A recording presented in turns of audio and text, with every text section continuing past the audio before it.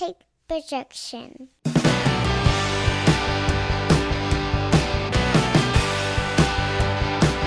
It's Friday morning, and you know what that means. It's time for another episode of the Alabama Slam Podcast. My name's Corey Hanna. What's up, guys? I'm Patrick Akers. And we're going to jump right into it.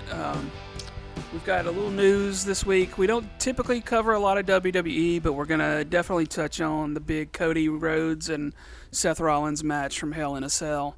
And then we'll get into, obviously, some AEW happenings for the previous week. The big news, obviously, MJF's promo from last week. And then the injury news about CM Punk. And then we'll get into a little bit of Rampage and Dynamite recap. But I personally did not see the Cody and Seth match from Sunday night, but Patrick saw it, and you've got some thoughts you want to share for sure.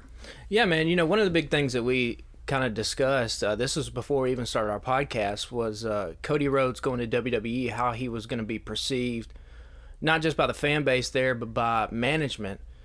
And, man, he is treated like a superstar over there. And so I've been keeping up with it sporadically, just looking at clips on the internet, stuff like that. But the news came out, he tore his pec muscle completely off the bone, but he was still going to wrestle in Hell in a Cell. And so I saw the picture of the bruising he had. Did you happen to see the bruising? I did, yeah. I saw it after the match, but I saw like there was like a progression. Yeah, it's some gnarly stuff, man. So I wasn't shocked that was what it was going to look like, just because I believe I'm a big NFL fan. I think J.J. Watt, either last year or the year before, tore his pec completely off the bone and posted a similar type picture with just that bruising that goes, I mean, almost all the way down the whole entire arm up to the elbow from the shoulder, or from the chest. So that got me intrigued, so I decided I was going to watch the match, and it was a really good match. I think this is the third match that Rollins and Cody Rhodes have had in WWE so far, and it probably is for the better that this was a Hell in a Cell match for Cody, just because, you know, tearing your pec muscle off the bone, you can't even raise your arm up. So that whole thing was just dangling there. So he couldn't do anything like lock up or anything like that. So being a Hell in a Cell, you know, you can do things like run into the cage. You can get whipped by a belt. I mean, those things aren't, you know, light. Yeah, those things are not light either to take, but it's definitely probably helps a lot better than, you know, landing, taking bumps on that bruised up chest, because that pain it wraps all the way around to the back, is from what I've heard from people who've had that kind of injury. But yeah, I mean, it looks like he's going to be about half a year off now, which kind of sucks for him because he had so much momentum going. But man, he is going to come back even more like a star if he wasn't already. And I think one of the big things people thought when I know you and I were kind of talking about Work, like, is he going to come into WWE as a heel? And I was always talking to people, and I would tell them, no, he's going to be a huge babyface. Like, those fans are really going to embrace him coming back. And yeah, that's exactly what's happened. I mean, he's one of the most popular superstars on the roster, if not the most popular superstar on the roster. And it was looking like there was going to be an encounter between him and Roman Reigns for the title at some point. And I would imagine that those plans are still going on. It's just going to be a little bit further down the line before they get there. But he is, you know, I think when we look back at this kind of era of professional wrestling, I think it's going to look really favorable on Cody Rhodes. Not only his time when he first left WWE, but that time on the Indies. I mean, he wrestled all around the world to different places, and then, you know, doing what he did, starting up AEW. And who knows what the future of AEW is going to look like. It looks like it could be a viable competitor, or at least a viable alternative for years to come. So I think when we look back at this time, it's going to look really bright in his favor, and he should be remembered for exactly what he is, which is, you know, one of the most important performers here of the last decade. And perhaps maybe, you know, I don't too much hyperbole here, but if AEW continues its run and is able to last not only the next 5 years for decades, he could end up being one of the most important performers of the 21st century. So we'll see, but the match was good. Yeah, if you haven't checked it out, go watch that Hell in a Cell. And, you know, kudos to Seth Rollins, too. He's one of the best performers in the world as well, and was able to carry a lot of that match too. So, good stuff from everything there. I saw a headline yesterday, I think maybe, that said that this match between the two of them actually may have made Rollins a little bigger and better, just in terms of the performance that both of those guys put on. I guess in trying to work with somebody that's, like you said, severely limited in what they can do, and trying to sell all of that, that's got to be harder to do than just a regular wrestling match. Oh, I would think. No doubt, yeah. But I mean, if there's one guy on that roster that's up for it, it's Seth Rollins. Like I said, I haven't been watching WWE, so I watched the little, they do those preview packages before the matches, which are just awesome. Shout out to the post-production WWE team. They always do great stuff. I have no idea what's going on with Seth Rollins' character. He's like he looks like he's trying to be like a Joker. He's like laughing all the time, but it's like if a middle schooler was trying to do Joker, like didn't really understand what the character was about, so they just have him like prancing and doing all this kind of stuff. But I mean, he's so good, man. It doesn't even matter what you throw at him. He's going to be able to overcome it, and he's awesome. Yeah, my buddy Eddie, who I talk a lot of wrestling with, he was a promoter back in the day, promoted some stuff with WCW and all, and I've talked to you a little bit about that, but just throwing that out there for people that are listening. He was texting me that afternoon, and he's like, I think the Cody thing might be a work. And then he texted me later and was like, just saw his bruise. He's like, this is messed up. Yeah, and there were some people that I saw online that were like, hey, Cody shouldn't be competing, he should be protected. The thing about it is, when you fully tear it like that, there's not anything structurally more that you can do to that injury. So at that point, it really is just a pain tolerance thing. And so if he can tolerate the pain, then there was nothing the medical staff would have done to kind of prevent him. It's kind of like if you were to tear an ACL, like there's nothing else you can really do for that kind of injury. It just is what it is. So, right. He'll, like I said, I think I read some stuff, 4 to 6 months, 4 at the earliest, but probably 6 months is kind of the average to come back from this. So, like I said, though, when he comes back, that crowd's going to be roaring right in his favor, and he'll pick up right where he left off. Yeah. Well, I say let's move on to AEW news for the week. Obviously, the two biggest things to come out of there were the MJF promo from last Wednesday, when we had a weird week last week because we recorded our Double or Nothing show, so we didn't really we'll mostly skip over Dynamite from last week, but obviously we got to talk about that. We discussed it on the podcast last week. Is it a work or a shoot? But you've definitely got some thoughts about that. You wrote an entire article about it that's posted. You guys can go check it out at thealabamatake.com and get Patrick's entire thoughts. But it's definitely got to be discussed at this point. They dropped a lot of F-bombs, and that went out live on TV, and they cut his mic and went to black real quick, and then no one mentioned it the rest of the show. So you would think that, like, if it were a work or something, then they would come back, and JR and the guy like Excalibur and Shivani would mention it and talk about what happened, but they just completely ignored everything that happened on the show. And he's been removed from the intro. He's been removed from various promos and things too, which, that could be all part of a work, but it does kind of seem like it's a little more serious happenings over there. Oh, see, I disagree. I think this is a work through and through. Now, if Tony Khan and MJF were in on this from the beginning, only those two know. But I think them removing him from the roster, them removing from the commercials, like they're going full bore into this thing, and I think it's completely a work. And yeah, you can read my thoughts on the Alabama Take, but like to kind of sum it up, like this promo from MJF was one of the greatest in-ring segments of all time. Like, I know that we tend to be hyperbolic about stuff, but let's say for example, you had someone who knew you were a pro wrestling fan but didn't really get what it was, right? The perfect thing for you to do ideally is you would be in the crowd in Los Angeles that night. You would sit them down on the front row and be like, I just want you to watch what happens during this segment. Because what MJF did, like that's pro wrestling when it's at its very, very best. And I think it's no surprise that the Warner Discovery Warner, one day I'll get whatever the hell that damn corporate fucking media company is.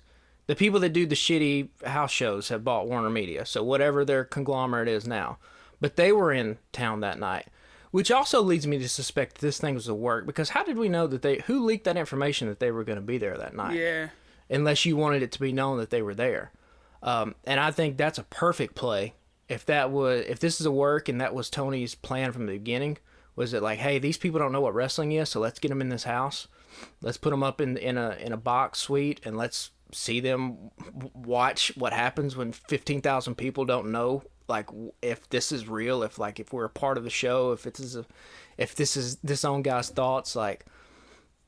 So it's great, man, and it should come as no surprise that, this line of blurring between reality and fiction comes from the dude who has taken that line blurring to the extreme, right? I mean, this is a dude that's constantly in character. You can't even find, in an era when all these wrestlers now do so many out of character, almost, quote unquote shoot type interviews with other media outlets, you can't find that with this dude. He does everything in character. He flips people off at meet and greets. He is ripping fan signs up. Like, he has taken this to the extreme. And so I think the whole thing was just brilliant. And I haven't been this excited about a storyline in a long time. This is, if pro wrestling, and I wrote this in the article, if pro wrestling is going to advance as an art form, this is the type of stuff that is going to need to be done by its artists to advance it in such a way. How long do you think they let it play out? Like, how long do they leave one of their top stars off of TV if he's not injured? That's a good question. And I guess this kind of brings us back to the CM Punk news. So I'm sure you saw online, I'm sure the listeners saw online as well, like, after they cut to black, CM Punk limped down to the ring. Yeah. And MJF powdered out.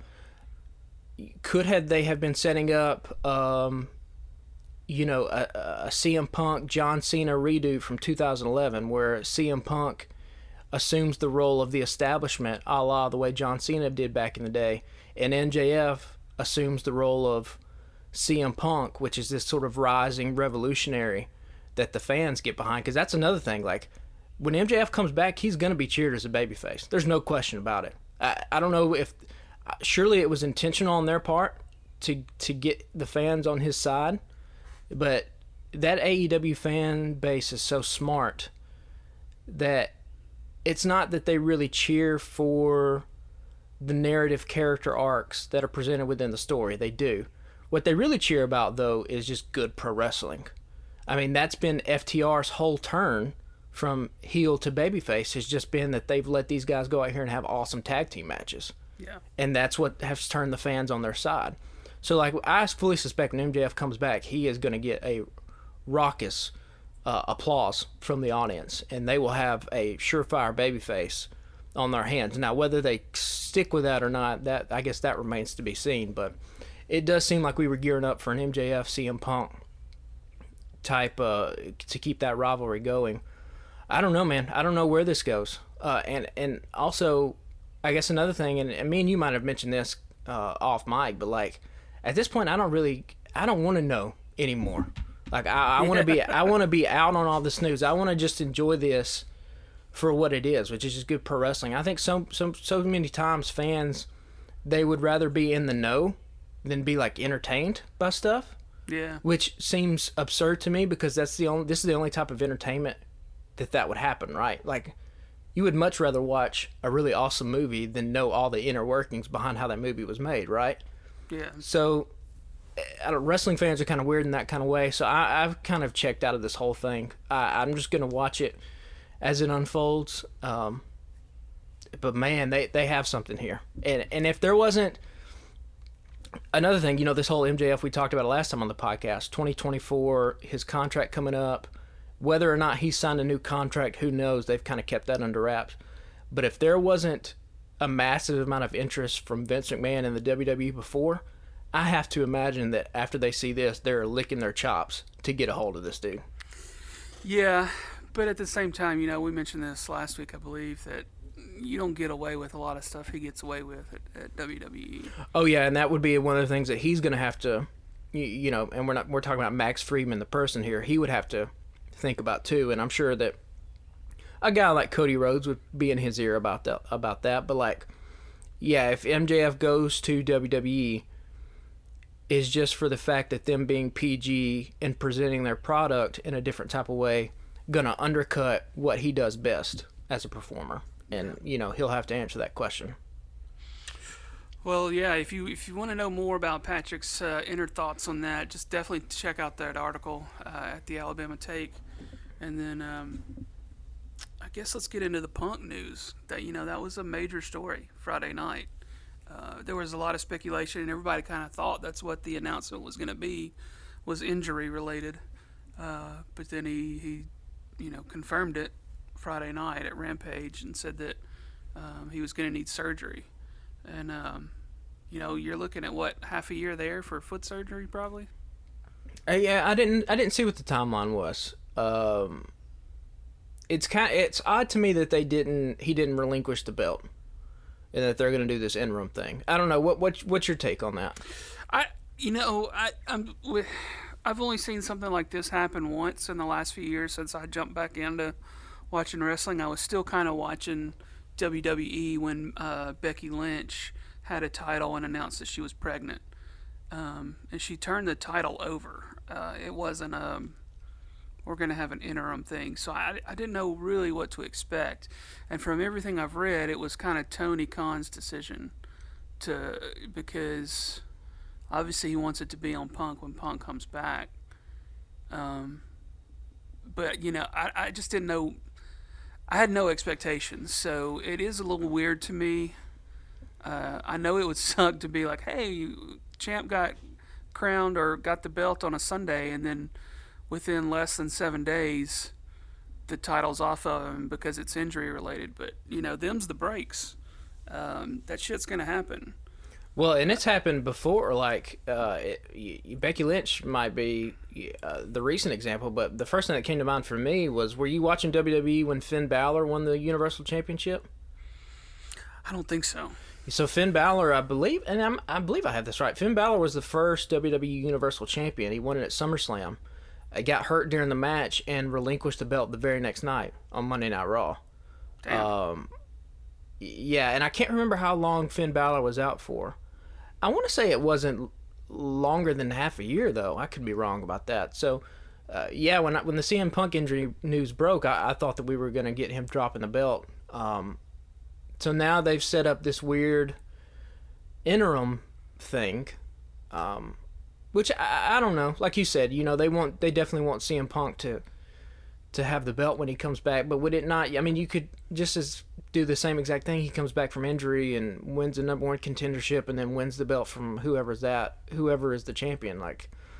But this is the way they've decided to go. So, it's going to lead to what's already a pretty cool tournament, and now it adds even more stakes to Forbidden Door. Which looked like it was just going to be a kind of a crossover event, but now we have a couple of titles that are going to be on the line there. So that Forbidden Door coming up at the end of the year should be a pretty good pay-per-view. Yeah. Well, hell, they're doing the big Forbidden Door event here at the end of the month, right? Or am I crazy? Yeah, it's the June 29th, I believe. Yeah. Or 26th, whatever, the last Sunday this month. So that should be fun.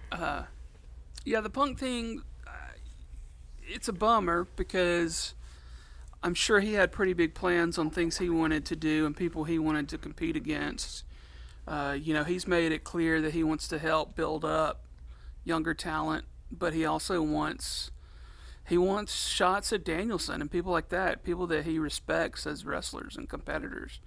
But they'll obviously put him in a good run when he comes back. It's just I don't really know the interim thing. I don't know if that's a good decision. I can't decide where I am with that. And also another thing too, like Punk, I believe's in his mid-40s, so it gets harder and harder to come back from injury, and it gets harder and harder to stay healthy. Right. You know, that's one of the things about putting a dude in his mid-40s like that in such a prominent position. Now, of course, it's CM Punk, and so this is exactly what you brought him in to do, right? But to be the top of the card. But, you know, that's another thing going forward is, you know, how much longer does he have? These injuries are only going to pile up. Now, he did take 7 years off, so, you know, hopefully his body healed at that point, and maybe he doesn't have as much on his bump card as what some other guys might have had if they were going full-time those 7 years. But, you know, it'll be interesting to see how he fully recovers and what they do when they come back. But I guess that probably leads us into this week's Dynamite with the Casino Battle Royale, right? Is there anything else we needed to hit on from last week? Yeah, no, I don't think so. We could circle back to Rampage from last week, but you know the bigger news would be like the starting off with the Battle Royal from last night. You know, Battle Royals to me are typically pretty boring. There's just too much going on, and the directors have a hard time keeping up with where the action's going to be. And you can't fault them for that. There's a lot of shit happening. And last night I thought was pretty underwhelming in terms of the winner. There were definitely some really good moments in there. You know, Swerve turning on Keith Lee, which I didn't figure they would do that quickly, but something about the way they came down to the ring, I was like, wait a minute. I was like, he's fixing to turn on him. And so I kind of had a good feeling that was going to happen, and it did. You know, the Kyle O'Reilly winning was very underwhelming for me. And having said that, he and Moxley put on a hell of a match at the end of the night. But yeah, like, I mean, let's focus on the Battle Royale first. Like, what did you think overall on it? Yeah, so I think the first thing that stood out was the Swerve heel turn, like you said. And I mean, look, if you're not going to put the tag team belts on those guys, they don't need to be a tag team, right? Like, they can be feuding amongst each other. They can be feuding with other people. Obviously, Swerve works better as a heel than Keith Lee does. Just because Keith Lee really doesn't, outside of Keith Lee's size, there's nothing about his personality that would really lend him to being a heel in the way that Swerve does. Swerve has a swagger about him. He's got a cockiness about him. So you can easily turn that guy heel, and that's exactly what they did. It was surprising to me. I was expecting to get a little bit more run out of that tag team, considering I think didn't they just release their shirts like a week ago? Yeah. So one of those shirts, if you got them, that'll be a cool collector's item. So the Swerve, pun intended, the Swerve on Keith Lee, and then the Swerve turning on Darby Allin was a nice touch. Another thing that stood out to me was just like, man, Andrade and Rey Fenix are just two of the best in the absolute world. Yeah, man. Those guys are awesome. Andrade, his big thing has never been his performance in the ring, right? It's been everything else. He's kind of got no personality, and a lot of that too stems from, you know, English not being his first language. So there's going to be he's going to struggle with some promos and stuff like that. But man, when he is motivated in that ring and he's in a big time spot, that dude delivers. He looks like a fucking assassin. Yeah. He's athletic, and so I could just watch him and Rey Fenix wrestle. If they just want to do that, put him on Dynamite for the rest of the year, like, I don't even think I would get bored watching it. I don't think the fans would either. No. And like I've talked about before, Rey Fenix he's approaching the levels of like innovation that like a Rey Mysterio in the 90s was for me in WCW. Just Rey Fenix's ability to like use the ropes, to use them in such unique style of offense is just really awesome. And then Kyle O'Reilly winning. Like, I'm a big Kyle O'Reilly fan. I really wasn't. You said you were underwhelmed. I don't think I was underwhelmed at all. I think I was pleasantly surprised. I think out of those undisputed elite guys, right? Adam Cole, Kyle O'Reilly, and Bobby Fish. I think Kyle O'Reilly is hands down the best one of those guys in the ring. Now, Adam Cole is the best overall package in terms of what he can do on the mic and what he can do in the ring. But Kyle O'Reilly, man, he reminds me a little bit of it's like a Malenko, Chris Benoit with like some of the striking of like Bryan Danielson, he's a workhorse. And so when he got the win, I was just really excited to see the main event between him and Jon Moxley. And man, did that main event deliver. Like, yeah, they did put on a hell of a show, because at first I was like, well, that's going to be a boring main event, but... And you could tell the booking right away, right? Obviously, they're not going to have Kyle O'Reilly go face Tanahashi at Forbidden Door, right? Considering Jon Moxley has spent the better part of 3 years calling out Tanahashi, and when he was doing the New Japan stuff, and like Jon Moxley's one of the top guys on the card, so he's going to be featured in a prominent position on the pay-per-view. So I could see the booking coming from a mile away. Everybody could, but like, man, we got an awesome just 15-minute match out of those two where they just beat the hell out of each other. And I think, like I said, with this AEW fan base being such a smart fan base and appreciating pro wrestling, you know, you could see Kyle O'Reilly being a babyface there, the way that like Wheeler Yuta has gotten over. Yeah. Just in terms of Kyle O'Reilly's ability to wrestle, and he has such a fire about him, and that's what people get behind. So, but yeah, that main event too. I mean, Jon Moxley really has. He's turned into like this wrestling folk hero, hasn't he? Like the way that he's the GCW champion, and then a couple months ago he just showed up randomly at like this other independent promotion. They were like, oh, we're gonna have a mystery guy, and like no one expected it to be Jon Moxley, and then fucking Wild Thing starts playing, and here comes Jon Moxley, right? Like he's kind of taken on this role as like I said, yeah, almost like an American wrestling folk hero, just kind of showing up, and it's been really awesome to watch.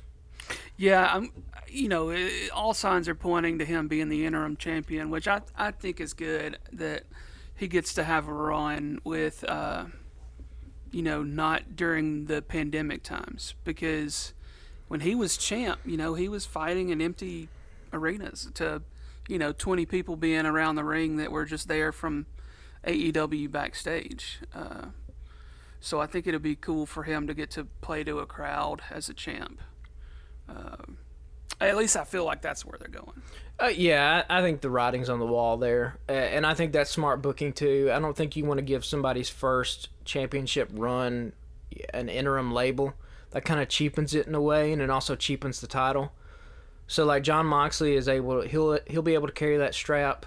I mean, that's assuming they don't pull an ultimate, move out of their ass and have Tanahashi win this thing at Forbidden Door. Yeah, do they do that at Forbidden Door? Could you see? I don't think Hangman's going to beat Okada, and we'll talk about that later for the IWGP. I mean, Okada is essentially what to New Japan what Roman Reigns is to the WWE, but could they do a weird thing where Tanahashi pulls the upset and defends it a couple times to build up a fan base more in Asia? Like, I don't know. They could do that, I guess. I don't think they will. I think all signs point to Jon Moxley beating him at Forbidden Door and being the interim champion. And like you said, it's going to be a title run in front of fans, so it should be that'll be good to watch, to really show people just how much of a superstar Jon Moxley is. Yeah. I mean, he's in this Blackpool Combat Club thing, but I mean, he's easily top 3 performers in AEW in terms of his relationship with the fans. So, and his not his interim run, but his pandemic run in front of no fans. We got the awesome Eddie Kingston match with the awesome Eddie Kingston promo. So like, just his ability to like tell a story too. He has such a unique energy about him in his promos. It's the shoulder shrug. It's all this stuff. He's so captivating to watch through a television screen. So it'll be fun. It's time that we have somebody else take the strap and get a second run out of something. And if that is indeed the fact that they go the way they go, Moxley and CM Punk will be a hell of a feud too when they come back around to it. Yeah. Do you have any other thoughts on the Battle Royale, or do you want to move on to the next match? No, we can move on to the next match. Gotcha. The next one was a banger. Buddy Matthews versus Pac.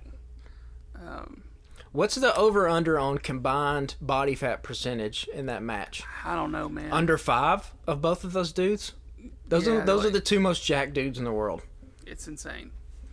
Both of their arms, like one of them had the other in the corner against the buckle, and they were just insanely swollen, like big time. I was like, it's insane to look at. And then watching Pac do the fucking, is it called the broken arrow off the top that he does? That's his finisher. The broken arrow, black arrow. I don't know. It's some kind of arrow name. It's insane, dude.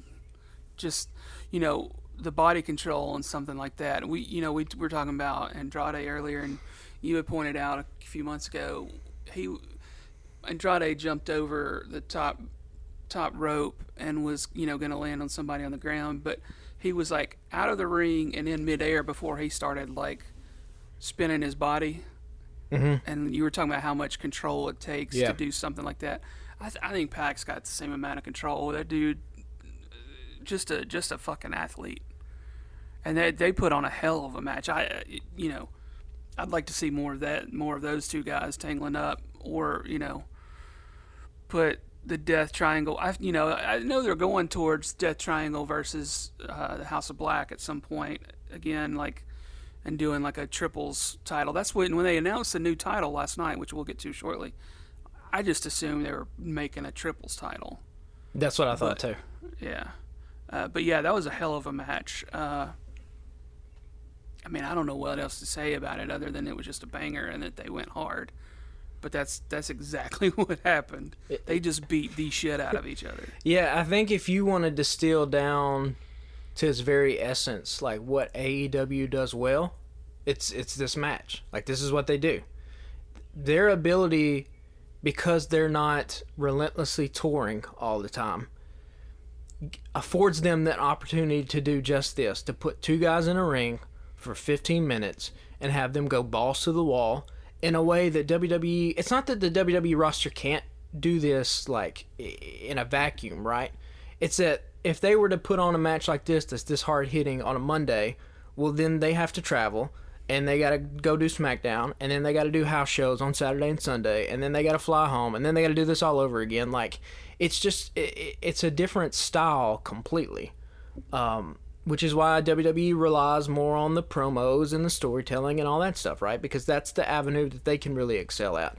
But AEW, if they want to be continue to be a viable alternative, like, just run in this direction. Run in the direction of having really awesome pro wrestling. We got two really awesome matches, and then the Hangman David Finlay one wasn't bad either. But we got Moxley, Kyle O'Reilly, Buddy Matthews, and Pac.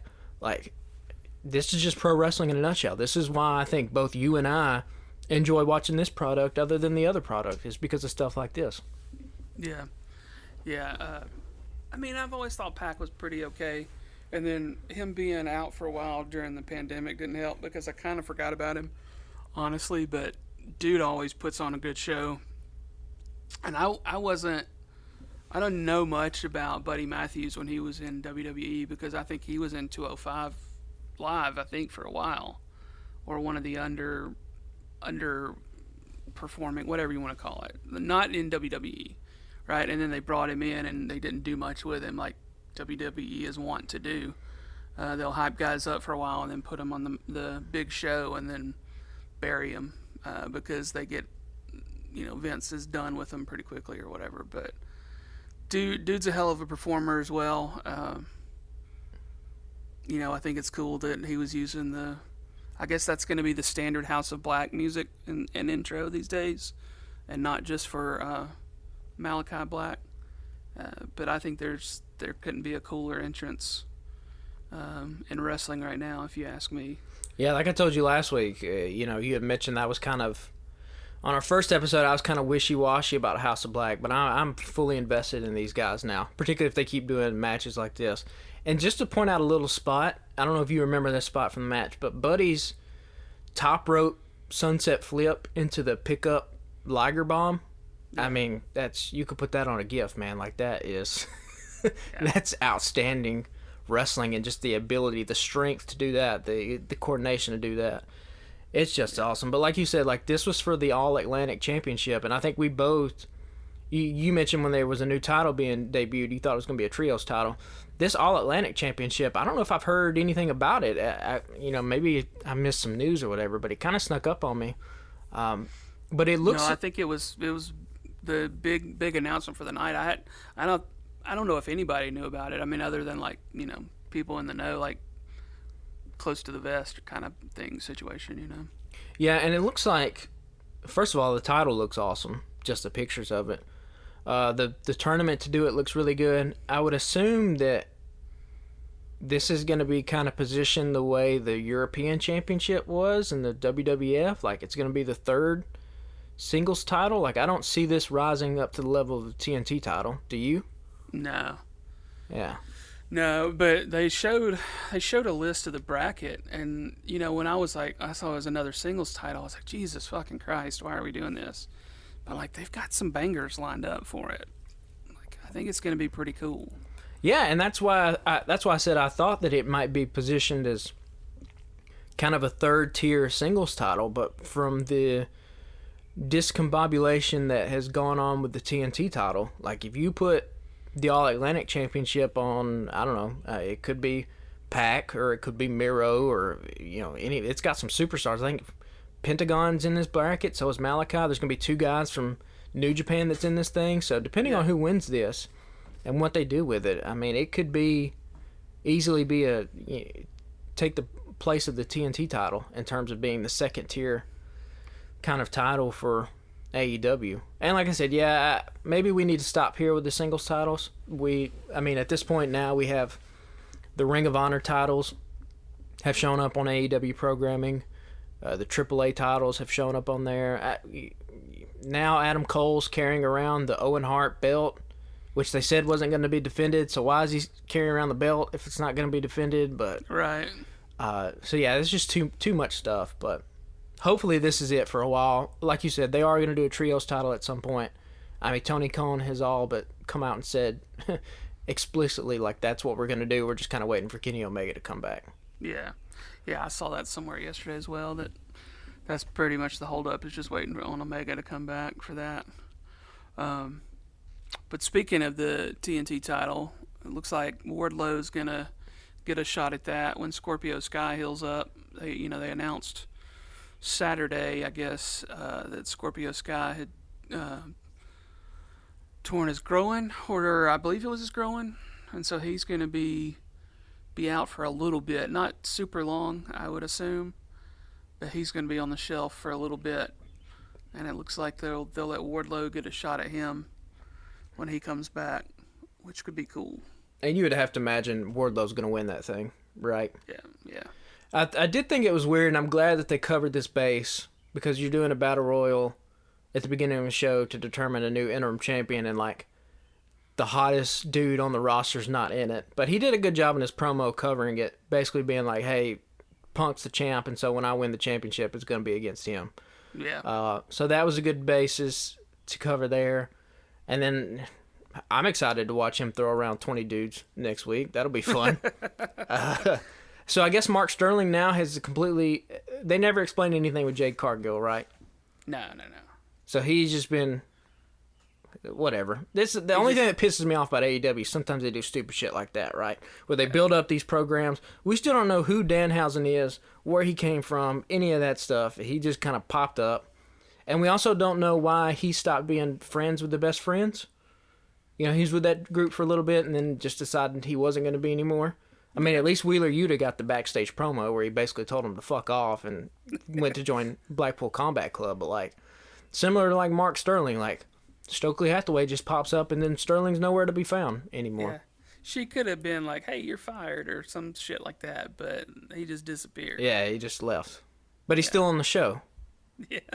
So, and I mean, he's good. I find the dude entertaining, but, like, I think part of the problem comes too is like, this is what happens when you have one dude supposedly booking the whole show.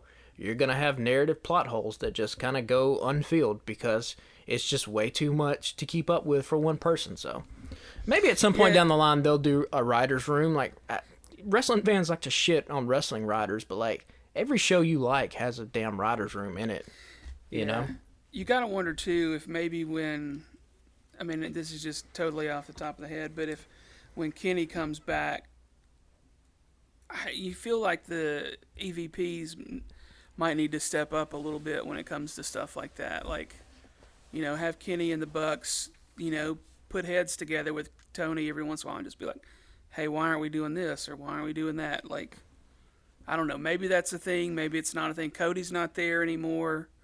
Like how involved was he, and maybe helping keep the ship on, a straight course or whatever. Like, I don't know. I don't know what exactly does the role of an EVP do, if not try to help guide the company in some way. Like, I have no idea. That's just random thoughts. I think they said that Kenny was really involved with the women's division, helping book it. But I mean, even if it's just 2 or 3 writers, that they don't have to write promos and script everything out the way WWE does, but just to kind of keep some of these things to reminder, be like, hey, we need to kind of mention why Mark Sterling's not with Jade anymore. Like, just little things like that, I think would really help the show come along, because that's not a complaint that just you and I have. That's a complaint that I've seen online since AEW has started, which is just like sometimes they're too reliant on the insider fans' knowledge of things. Like Danhausen's a perfect example. They just expect you to know who Danhausen is because he has a couple 100,000 Instagram followers or Twitter followers or whatever. But if you want to expand and grow the audience, you really need to kind of pull them along. That's also a complaint that you could level about this New Japan stuff, right? Like, I know who Will Ospreay is, and I know who Tanahashi is, and I know who Okada is, and all these guys. I would venture to guess you probably don't know who those guys are, right? Yeah, I know who Ospreay is just because I've seen his name on Twitter a lot and people talking about him just in wrestling circles. I don't follow a lot of wrestling accounts on Twitter, but just a couple of them here and there. And I've seen his name thrown around. Even when they said his name last night, it didn't occur to me that he would show up like 5 minutes later. But you could tell that the crowd was super into it, and that was a big deal for them. So is he just going to be like a couple of time appearance kind of dude and then he's out? Or, I mean, what do you think is going to happen there? Yeah, I mean, I would imagine all this stuff is leading up to the pay-per-view at the end of the month. I think they said Will Ospreay and United Empire, I think that's his group's name. Yeah. They're going to wrestle on Rampage coming up on Friday.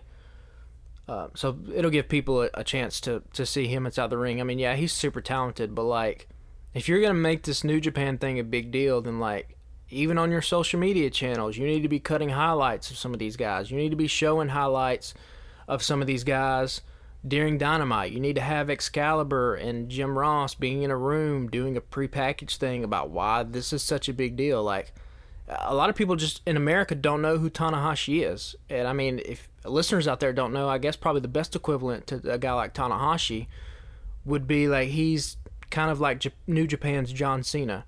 He really helped take New Japan out of the kind of doldrums. There's a lot of wrestling companies in Japan. Back in the 90s, it was All Japan Wrestling, and now in the modern day, it's really New Japan. He really helped take New Japan and elevate them to new heights.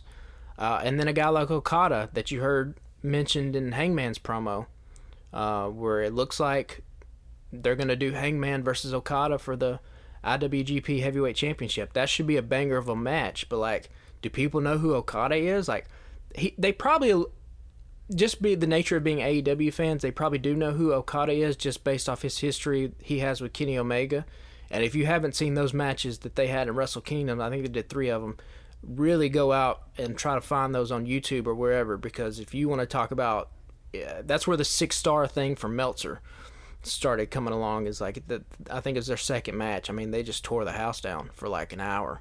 It was one of the greatest matches I've ever seen, and probably one of the greatest matches in modern wrestling history. But, like, you need to show that if you're going to talk about Okada. You need to bring the audience along, tell them why it's a big deal. So the same thing with Jay White. So it looks like we're going to have Will Ospreay at the pay-per-view, Jay White and the Bullet Club at the pay-per-view.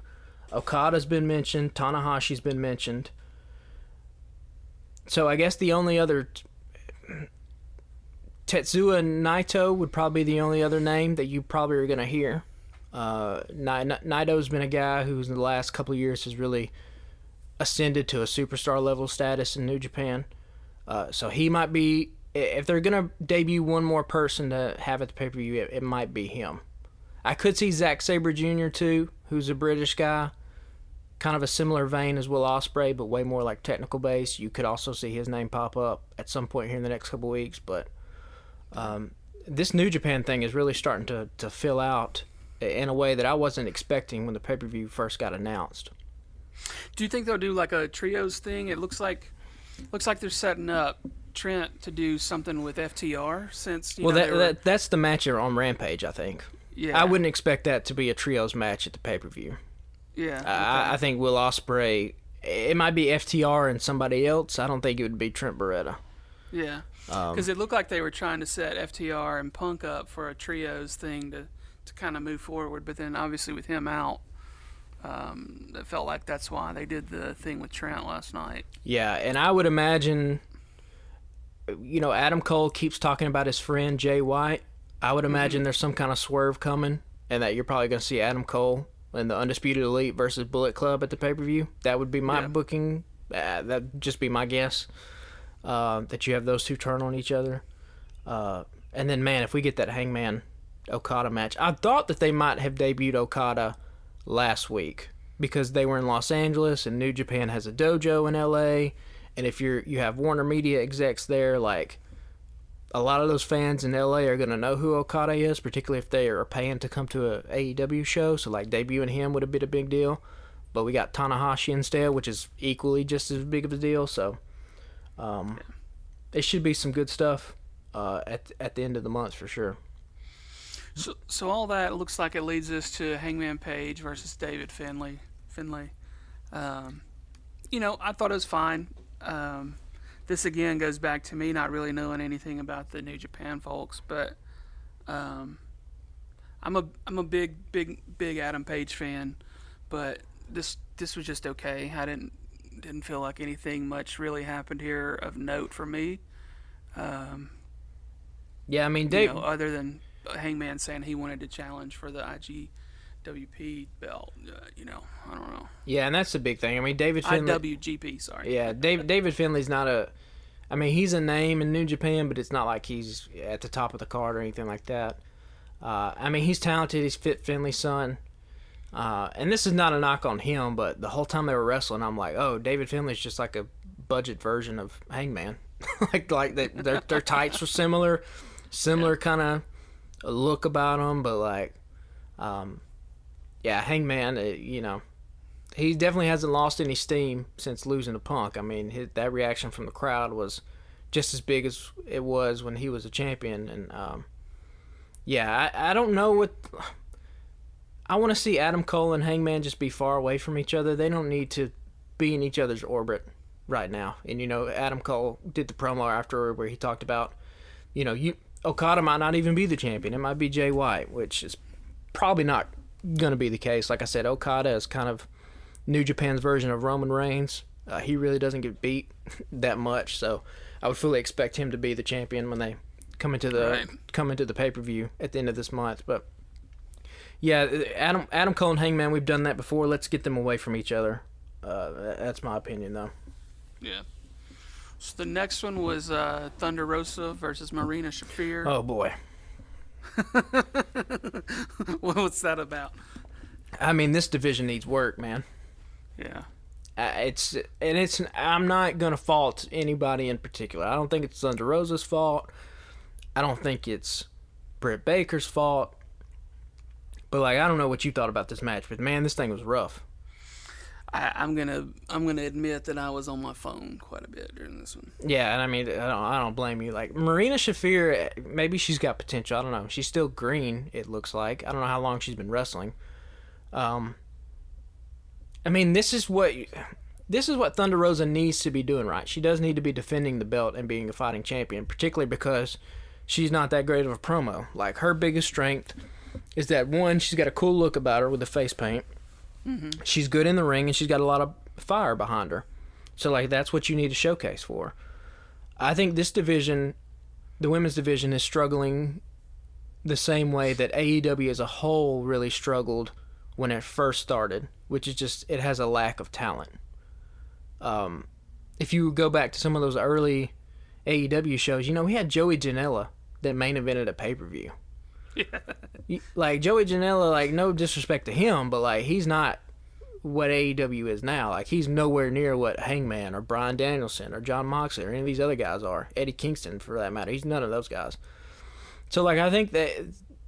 And another thing, too, WWE just signs up every single women's wrestler, independent, that has any kind of potential, right? So, like, Toni Storm, I mean, she was a WWE person and then just got fed up and said, fuck it, and left. And that's why she's in AEW now. But she's a good superstar, great performer. So, like, her and Thunder Rosa should be cool. But, I mean, man, some of these women's division matches are just tough. And like I said, I don't want to put it on anybody individually. I think it's a collective effort, not only between the performers, but the booking, too, right? Like, you're not putting these women in a position to succeed. Yeah. Maybe some of that will be fixed when Kenny comes back. Or when they just sign more people, like they just need. Yeah. But also you have someone like Jamie Hayter, right, who's really talented in the ring, has an awesome look about her, and she's done nothing since she's been in AEW but been Britt Baker's lackey. Yeah. Like they have too many pairings of women that they could break up. Like you don't have the depth of the roster there to pair a bunch of these talented women up to where they don't wrestle each other. I thought the Kiera Hogan and Athena match from last Friday was like way better than the Thunder Rosa Shafir match. Yeah, and even that wasn't great. Yeah. I mean, that's not Athena's fault. It's Kiera Hogan. Like, also, she seems a little green. I mean, we know what Athena can do. Athena was really awesome during her time in NXT, so I expect her to be a big-time player in this division. But, yeah, we can't pair, like, separate Jamie Hayter and Britt Baker. I mean, they just teamed them up, but, like, Jade Cargill doesn't need to be with the baddies at this point. Like, you can use Red Velvet in another kind of way. Like, you don't have the depth to be doing these kind of factions the way that the men's roster can at this point. Yeah. Yeah, and it looks like they're putting Velvet up against Statlander. I think that's Friday night on Rampage. Yeah. Which that should be pretty good. Yeah. I've said before I'm a Statlander fan, so we'll see how that turns out. But the last one we kind of touched on already, Moxley versus O'Reilly. They didn't. I thought maybe they would do something at the very end of the show, like some sort of tease out or something, but they just kind of ended and that was it, which was a little underwhelming for me. I thought something else would happen there, but a year or so ago, it seemed like AEW had this really. To me, I always thought they ended the show on a big note. Something crazy would happen, a bunch of people running from backstage or chasing people out or people making debuts or whatever. So I think I kind of got used to that. So when they ended on just like hey, here's the winner and let's get out of here, I'm always a little let down for some reason, even though I know I shouldn't be. But those last few minutes of that match, though, made up for the fact that I was a little let down that it was Kyle O'Reilly, the winner of the Battle Royal, because, as we said earlier, it was a hell of a match. I mean, there's just my take on it, in a short wrap up there. But what were your overall thoughts? Yeah, I mean, I think so. Again, if AEW is going to run in the direction of being like the home of pro wrestling, which it looks like from these past 2 weeks, I mean, it's going to be. I hate using the term sports entertainment because it has such a negative connotation with a segment of the fan base, but it's just, it's different genres of music, right? You have jazz and punk rock and pop music. Like, sports entertainment is just a different brand of the same art of wrestling, but like ending it with those big things, that really is like a sports entertainery type of thing to do. So if you want to separate your product from what else is happening, then you let these dudes go for 15 minutes and end it, and then you just send the fans home happy with Jon Moxley, standing tall in the center of the ring. I think that's a cool way to go about things. This overall show, though, we've had two really awesome additions of Dynamite. We didn't even talk about the awesome 1 minute Eddie Kingston promo. Oh, yeah. I mean, that was good. This dude just continues. We talked about it last week. Team Eddie podcast all the way. Yeah, I tweeted during the show. Like, we only have a handful of Twitter followers, so I'm terrible at trying to build that sort of thing up. But I tweeted right as soon as it happened. I was like, we'll say it again. We're a Team Eddie podcast. I mean, he explodes through the screen. It doesn't matter what they give him. He takes a little 1 minute thing where it's just supposed to be, hey, go up there, tease, like whatever, talk shit about Jericho, tell him you're gonna beat their ass, and then he just turns it in a thing where he's yelling at the dude to like not count him down, and like AEW just has MJF is another one of these performers. MJF's probably the best example of this. AEW has a bunch of dudes that their charisma and their energy and their aura just runs right through the television screen and just grabs you right by the neck. And Eddie Kingston is a dude that, for me, has been doing that for forever. I'm so glad that he's finally been put in a position here with AEW that he can show fans what people like me who followed Eddie Kingston for his entire career have known all along, which is like, this dude is so unique. He's so badass. There's not one era of phoniness about him whatsoever. He is real to the core, which is tough to be in a artistic form where there's old up dudes wrestling each other in their underwear, right? But when he's on screen, like, you just believe it all the way, and that is such a unique skill set to have as a performer, and that's what all the greats have had. You go back to Ric Flair, you go back to even a guy like Hulk Hogan, right, where it's like cartoonish, and he's say your prayers and eat your vitamins and all that bullshit, right? But like, you still believe that he could fucking go out there and body slam Andre the Giant, like, and he looked like a superhero. So like, all the greats in wrestling have always had that believability factor, and I mean, he's right up there with the best of them. And then one other thing we didn't touch on, it looks like they're going to do a ladder match between the Hardys, the Young Bucks, and Jurassic Express next week. So hopefully Jeff Hardy doesn't die in the middle of the ring next week. I mean, they're hell bent on killing this guy, right? Yeah, when they came in and I thought they were just going to come in and talk shit because he can't get out there and wrestle, and then they're like, oh yeah, we're gonna have a ladder match next week. And I was like, what in the fuck are they thinking? Yeah, nobody give the man a few weeks to try to recuperate a little bit. Yeah, nobody's asking for this. At least I don't think so. From the internet stuff that I've read, everyone is kind of the same viewpoint that we are, which is like, Jeff Hardy, man, he is broken. Like, quit trotting him out there like that, particularly in this kind of match, because if you're doing a ladder match, he's gonna feel pressured, whether it's internally or externally, to do something crazy, to get on the top of the fucking ladder and do the swanton. And like, I hope this doesn't happen at all, but like, it seems like we're approaching the time when he's gonna do a swanton and that's gonna be it. His ass ain't getting up. Yeah. And I hope that that's not next week, but yeah. I mean, also, why would either of those teams get a shot at the belt right now? Particularly when FTR has been number one in the rankings. Dax even tweeted this out, where it was just a bunch of screenshots from the week-to-week rankings, and he just wrote LOL because FTR's been the number one for fucking months now. Yeah. If you're not going to pay attention to these ratings and treat them seriously, then like, just fucking do away with them. Keep the win-loss records, but I don't care about these rankings because you can't convince any of the AEW fans. The own commentators, Excalibur and Jim Ross, or even were like, oh, well, I think they mentioned something like, yeah, FTR, they're the best in the world. Like, they probably should be wrestling for the belts. Like, everyone knows at this point. So if you're not going to do it, and honestly, I don't know why that they're not doing it at this point.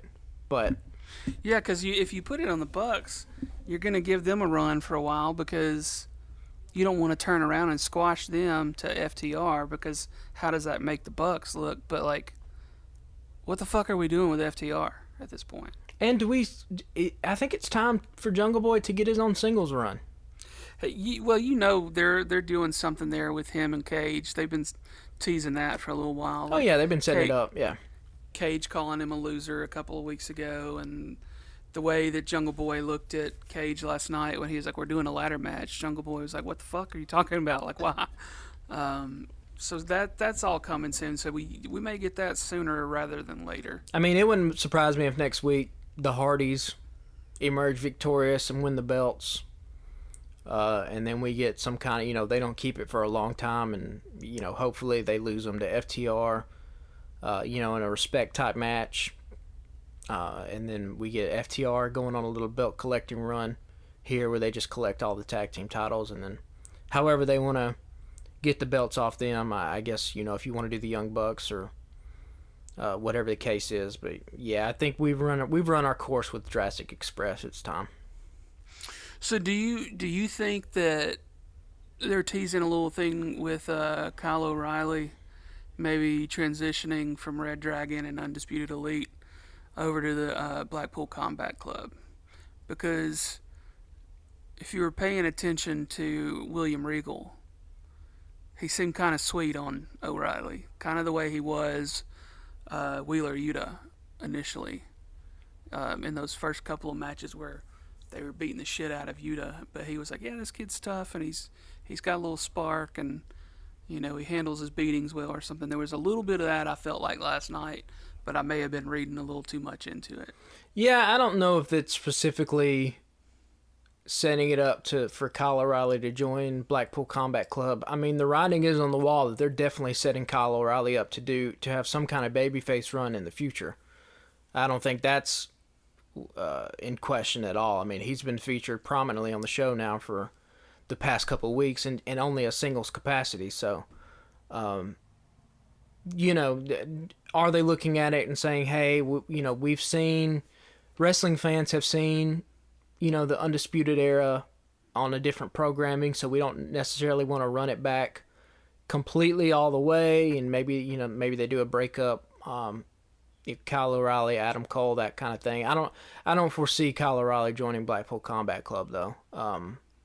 I think that if they do add another member, it's best suited to somebody who probably needs the bump. I think Kyle O'Reilly's talented enough in the ring where all you have to do is keep trotting this dude out and letting him have awesome matches like this, and the fans will eventually turn him for you. Yeah.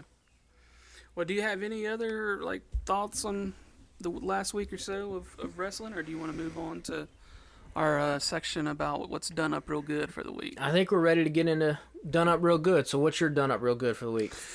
For me, man, it's I've got a weekend with the boys. I'm leaving midday Friday and heading out to Smith Lake and plan on drinking and fishing and playing some Mario Kart 64 and GoldenEye 64 with my buddies Jim and Corey, and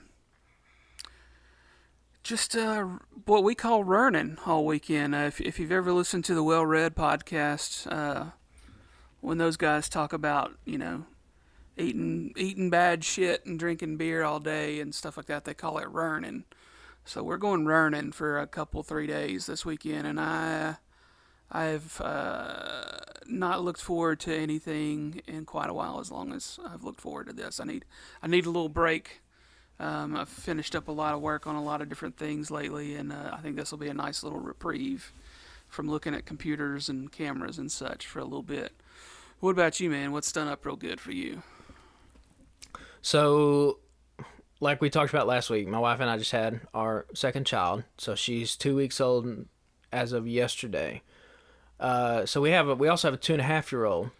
So we sent him off to his aunt's house to play with his cousins, and he spent the night and had an awesome time. But that kind of gave my wife and I an opportunity to kind of watch some adult shows, and not the porno kind, but when I mean adult, I mean not like Cars 3, which we've watched.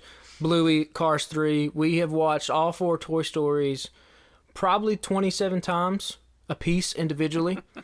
So we got to turn on HBO, and we watched a really awesome show called Somebody Somewhere with Bridget Everett. And if you're a fan of kind of naturalistic, small-scale shows, it's not really, I mean, there are comedic elements to it, but I guess it would probably be better described as a dramedy. Somebody Somewhere, it's 7 episodes. Each one of them are like 22 minutes. You can watch the whole thing in one night. We did it. It was awesome.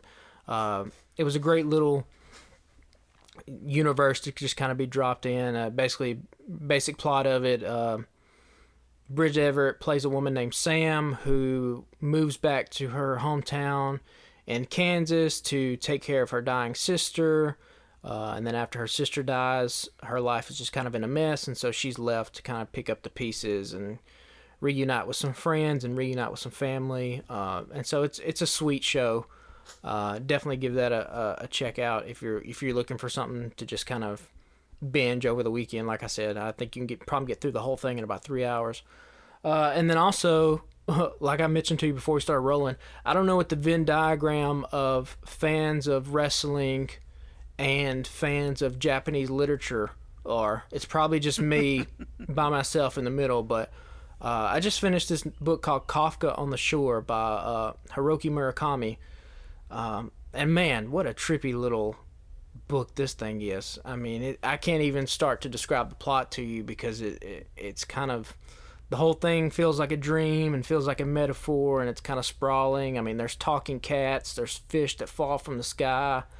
There's like there's an old man and a young dude whose kind of stories are intertwined and their lives are interconnected in this kind of way. There's like a painting and all this sort of stuff. But if you're looking for something to read here in the next few weeks, if you're a fan of that kind of stuff, Murakami's Kafka on the Shore, definitely something you should check out. He's a celebrated international author who's written a ton of books that are critically acclaimed, been a New York Times bestseller. So Kafka on the Shore, give it a try if it sounds interesting to you.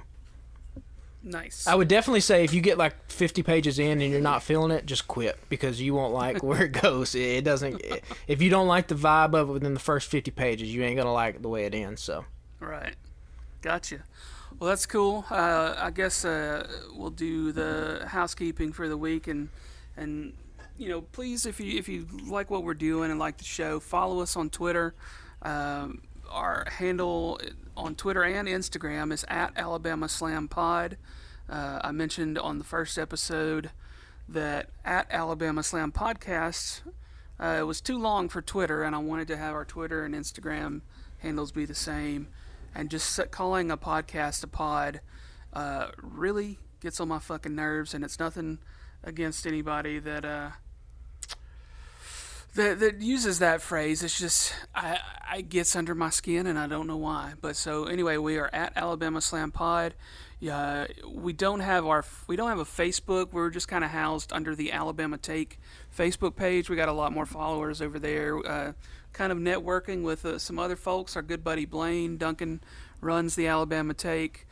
He's got a podcast called Taking It Down. There's This Song Sucks, which is about to start its second season, and there's a couple more podcasts, I believe, coming in the very near future. And Patrick still writes over there when he can. Had just had a baby, so I was amazed that he knocked out an article on the MJF promo. Hey, I'm keeping up with it, man. I'm trying to get back once a week. So I got another. I'm gonna write about somebody somewhere that nice. That thing that I mentioned done up real good. So nice.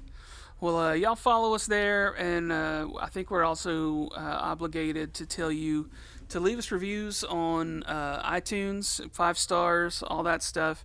I think it helps build you up in the rankings, and more people see our show and all that stuff.